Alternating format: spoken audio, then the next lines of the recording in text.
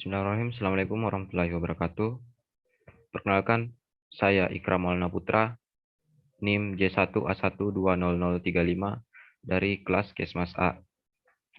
Di sini saya akan menjelaskan tentang anemia pada remaja putri usia 17 sampai 19 tahun. Sebelum kita melangkah pada tahap-tahap yang telah saya buat, terlebih dahulu saya ingin menjelaskan sedikit tentang apa itu anemia. Jadi, anemia merupakan suatu keadaan dengan kadar Hb lebih rendah dari nilai normal. Kemudian, batas normal kadar Hb pada remaja putri yaitu 12 gram per dl.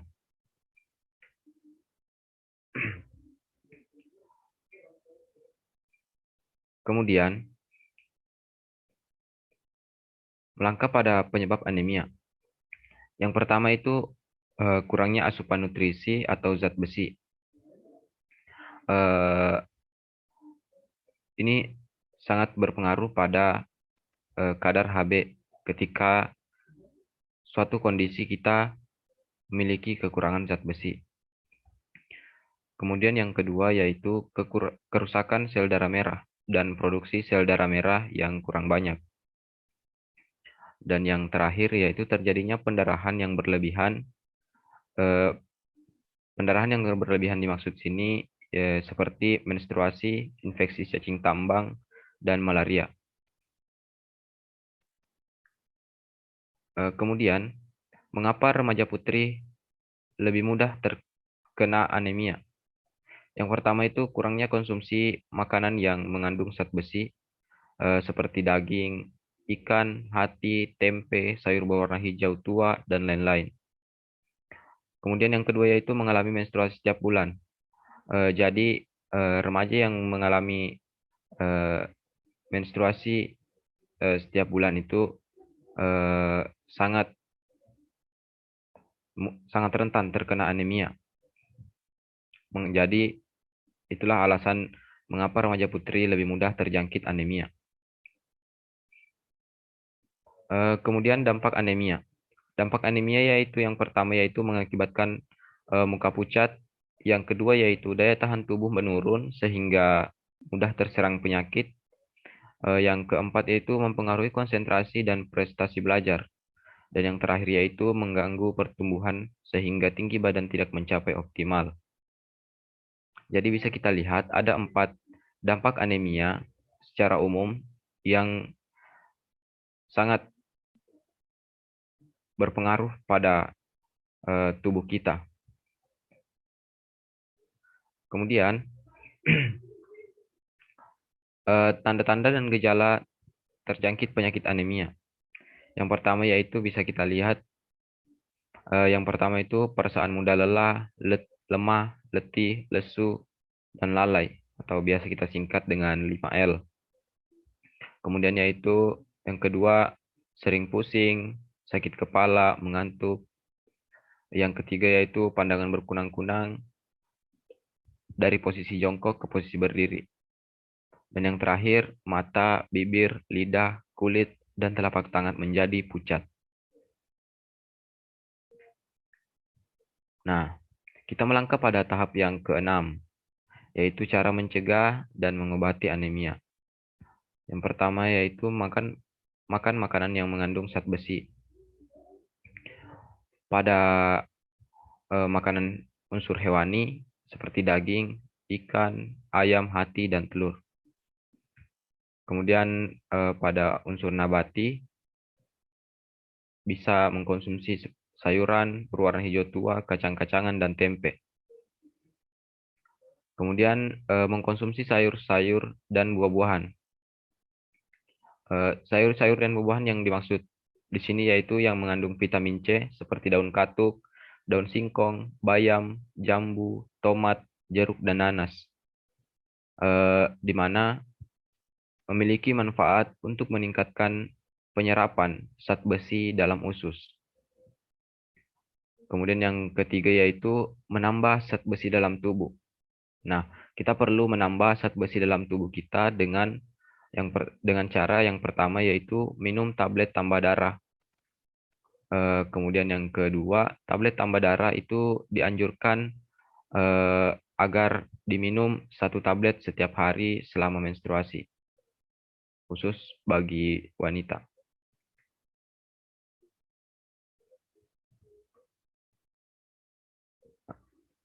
Kemudian ada beberapa makanan yang menghambat penyerapan zat besi, eh, yaitu teh dan kopi.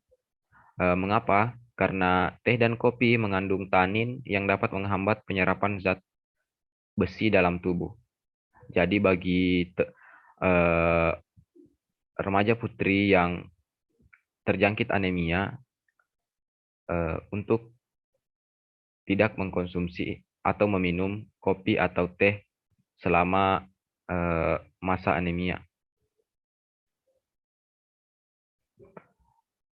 Nah, melangkah ke tahap yang telah saya buat, di mana yaitu tahap pertama yaitu tahap identifikasi.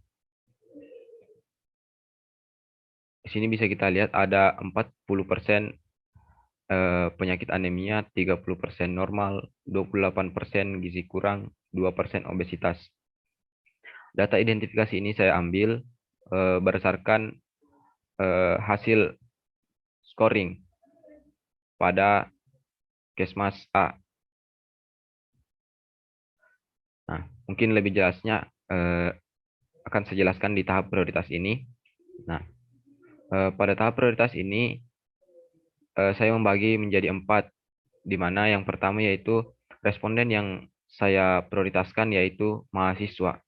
Mahasiswa yang saya prioritas di sini yaitu mahasiswa dari kelas Kesmas A. Kemudian yang menjadi prioritas penyakit yaitu penyakit anemia pada remaja putri. Eh, Kemudian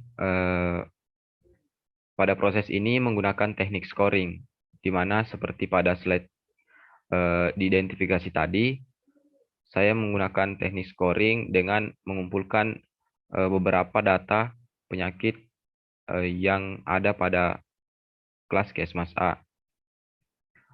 Kemudian menggunakan pemilihan kasus yang dilakukan dengan metode purposive sampling. Metode purposive sampling sendiri yaitu metode yang sering digunakan atau biasa digunakan oleh peneliti untuk dengan cara memilih responden sesuai dengan kriteria. Seperti pada slide saya, yaitu saya memilih 7 remaja putri yang menjadi mahasiswa binaan dengan kriteria anak remaja putri yang terjangkit anemia. Melangkah kepada tahap intervensi. Pada tahap intervensi, ada 3 model intervensi yang saya lakukan. Yang pertama yaitu health education, yang kedua modifikasi perilaku, dan yang ketiga coaching atau pelatihan. Nah, melangkah pada tahap intervensi yang pertama, yakni health education. Health education ini saya melakukan 2 cara, yaitu melakukan pertemuan kepada responden dengan memberikan pengetahuan tentang pola hidup sehat. Jadi, saya mengumpulkan responden yang telah saya identifikasi sebelumnya. Kemudian saya memberikan pengetahuan tentang pola hidup sehat, terkhusus itu seperti pola makan. Kemudian health education ini dilakukan secara offline dan online. Eh, Health education yang saya lakukan ini itu dilakukan secara offline, yaitu saya kumpulkan mereka di kos. Kemudian saya melakukan edukasi kepada mereka seperti pada gambar di samping. Kemudian melangkah ke tahap intervensi yang kedua, yaitu modifikasi perilaku. Nah, modifikasi perilaku yang pertama yaitu membatasi mereka meminum teh atau kopi selama tahap intervensi. Jadi, ada beberapa di antara mereka yang senang memakan kopi, meminum kopi, maksud saya. Nah, inilah yang saya batasi, di mana saya tidak eh, membiarkan mereka melakukan kebiasaan-kebiasaannya yang sering minum kopi yang mengakibatkan mereka terjangkit anemia. Kemudian yang kedua yaitu memberikan edukasi untuk minum tablet FE bagi mereka yang menstruasi. Nah, ini merupakan cara di mana agar eh, mereka yang terjangkit anemia memiliki perubahan. Kemudian memberikan kertas kontrol pola makan, khususnya pola makan mengenai makanan yang mengandung zat besi. Jadi gunanya saya memberikan kertas kontrol tersebut, saya bisa mengontrol mereka walaupun saya tidak bersama mereka setiap hari. Jadi mereka bisa melaporkan apa-apa saja makanan yang mereka makan pada hari tersebut, dan kemudian eh, saya akan mengevaluasinya di minggu-minggu yang telah saya tentukan.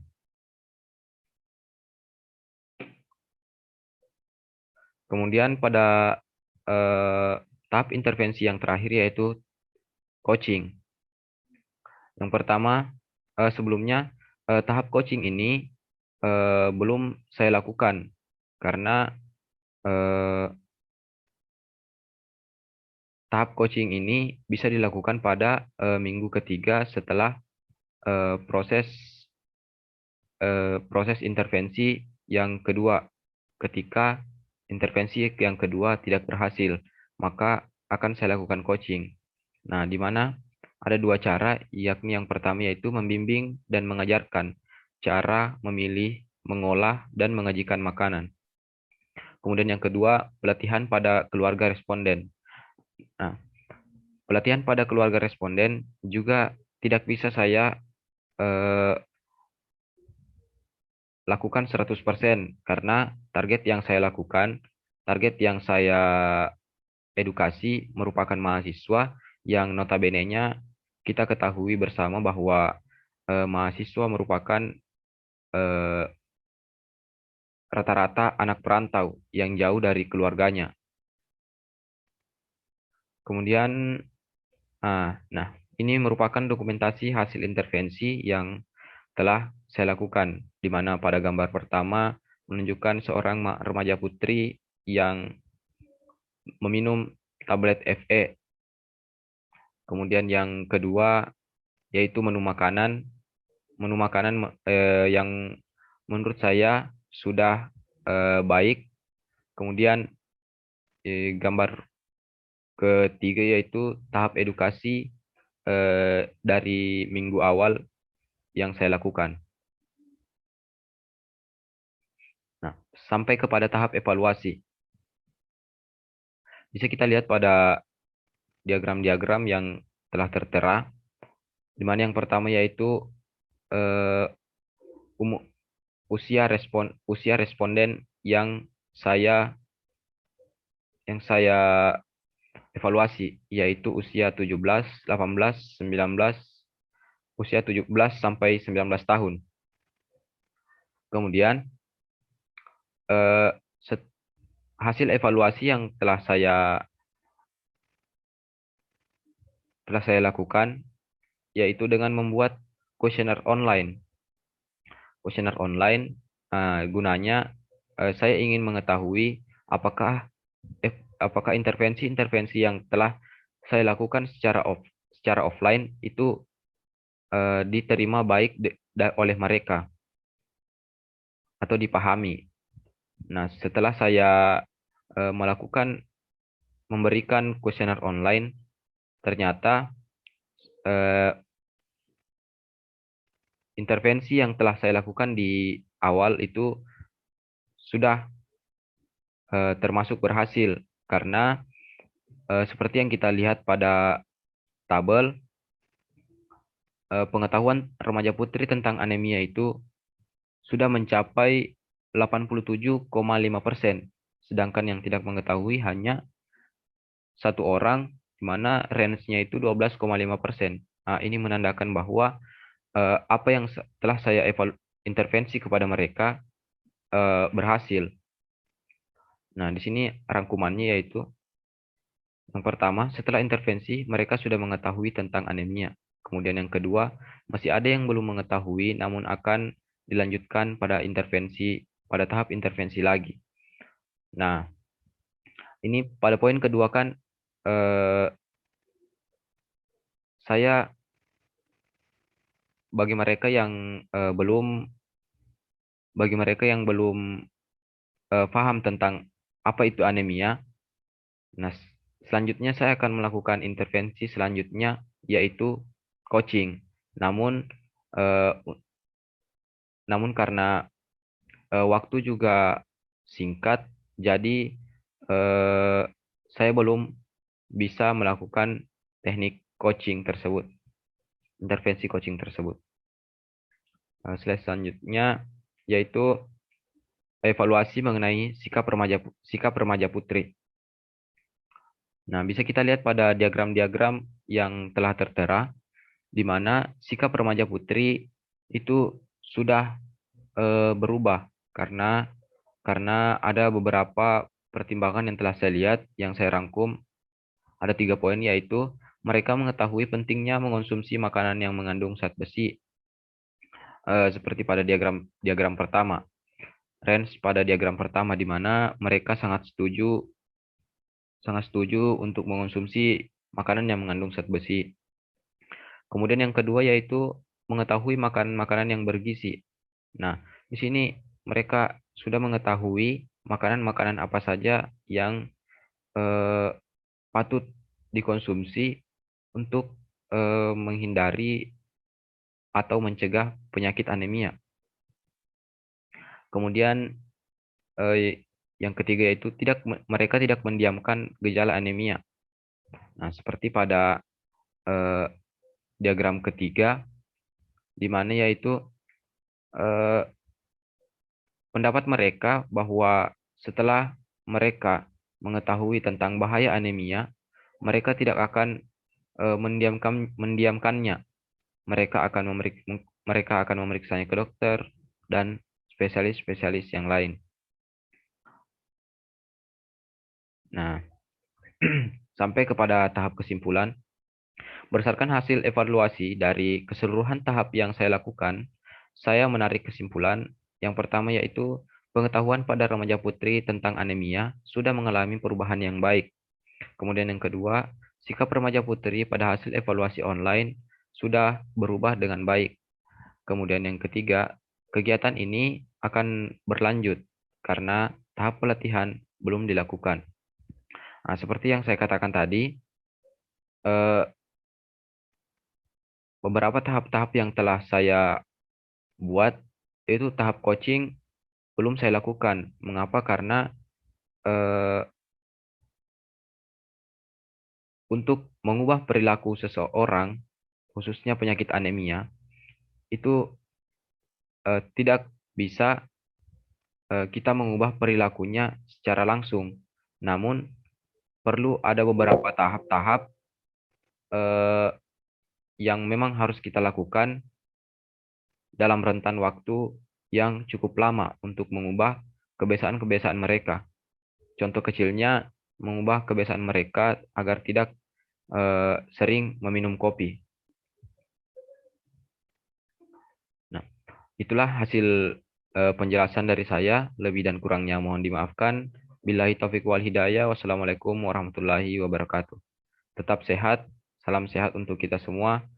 Semoga dengan pemaparan materi dari saya, kita dapat mencegah anemia pada remaja putri. Salam sehat. Terima kasih.